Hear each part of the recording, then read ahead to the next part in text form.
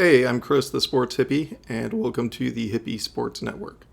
Today I wanted to talk about three undervalued wide receivers that I'm targeting in every draft and think that you should too. To get right into it. First receiver I think is undervalued is Justin Jefferson. Now you might be thinking, whoa, wait a minute, he's a top 3 to 5 receiver. I still think he's undervalued. The reason that he's undervalued is because of his injury last year. He missed 7 games. And the fact that Kirk Cousins left and he's going to have Sam Darnold throwing to him. J.J. McCarthy, the rookie from Michigan, is there too, but he's injured. And he could be out anywhere from, 6 weeks to several months, depending on the severity of the meniscus tear. But the thing about Justin Jefferson is it doesn't matter who's throwing the ball to him.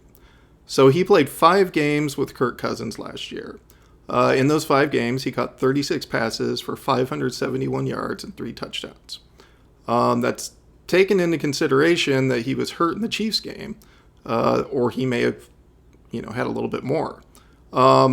So then he's out for 7 games in the bye week. He comes back, and for the next 5 weeks, he has Josh Dobbs and Nick Mullins throwing to him. In those 5 games, he caught 32 passes for 503 yards and 2 touchdowns. The thing you have to remember with this is his first game back, he was taken out in the second quarter with a chest injury. Turned out it was a bruised lung.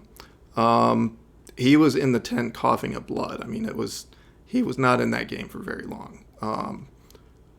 So had he stayed in that game, his production would have been even higher. But, the numbers don't lie. He was producing no matter who was throwing to him. People worry about the injuries. Last year was actually the first game that Jefferson has missed due to injury since he was in high school. A lot of people, there was a lot of talk about him kind of, maybe wanting to hold off coming back, and I don't know, some bad things were said about him. But that injury, it was a tear. That's an 8 to 10 week recovery time. He was back in 8 weeks, bruised a lung, and came back and played 6 days later. I'm not worried about injuries with him at all. I think Justin Jefferson, there's a case to be made for him to be receiver 1 or 2. The next receiver I want to talk about is DJ Moore from the Chicago Bears. Yahoo has him listed as wide receiver 18. ADP over several websites is around 35 to 40. I think that this is a dramatic underranking of DJ Moore. In all likelihood, it is due to the fact that he's got a rookie quarterback. Caleb Williams is a very talented quarterback. I believe he won the Heisman a couple years ago. But that is a big question mark. But it doesn't matter. DJ Moore has consistently produced since he entered the league. He's had 1,100 or more yards in 4 of the last 6 seasons. He has led his team in receiving for the past 5 years in a row. Last year, he ended the season as wide receiver number 6. And he did that with Justin Fields and then Bagent or whatever it is throwing the ball to him. As a matter of fact, over DJ Moore's career, he has had 10 different quarterbacks throwing him the ball in 6 seasons. But it doesn't matter. He still produces. He still catches the ball. He spent his first 5 years in Carolina in an absolutely abhorrent offense that was based around Christian McCaffrey. And he still led the league every year. He still had over 1,100 yards. He had one down year in there where he didn't quite hit 1,000, but he was close, and he still led the team in receiving.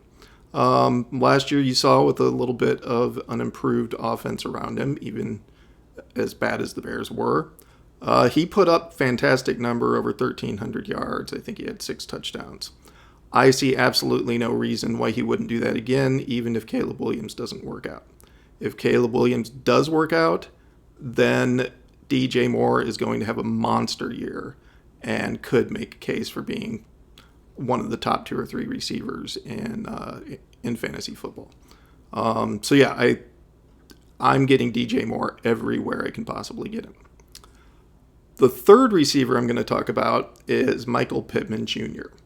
He is on Yahoo listed as a wide receiver 21. His average draft position is, I believe, up in the low 40s. Now, Michael Pittman has led the Colts in receiving for the last 3 years. He has surpassed 1,000 yards twice.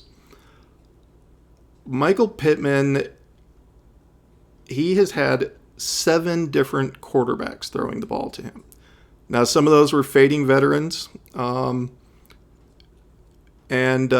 sometimes, it was the backup coming in. Last year, he had a rookie throwing the ball to him for 4 games, and then he went out, and Gardner Minshew was throwing him the ball for the rest of the season.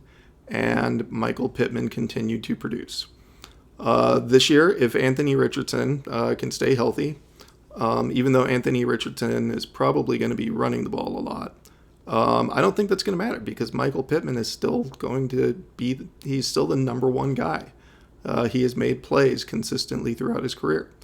And I think that he has a much higher value than where he is right now. So, those are my 3 undervalued wide receivers, all mostly due to uncertain quarterback situations. Again, it does not matter who's throwing the ball to these guys. You need to get these guys. Anyway, thanks for watching. Again, I'm Chris, the Sports Hippie, and this is the Hippie Sports Network. Like, subscribe, leave a comment, and everyone have a great night. Bye.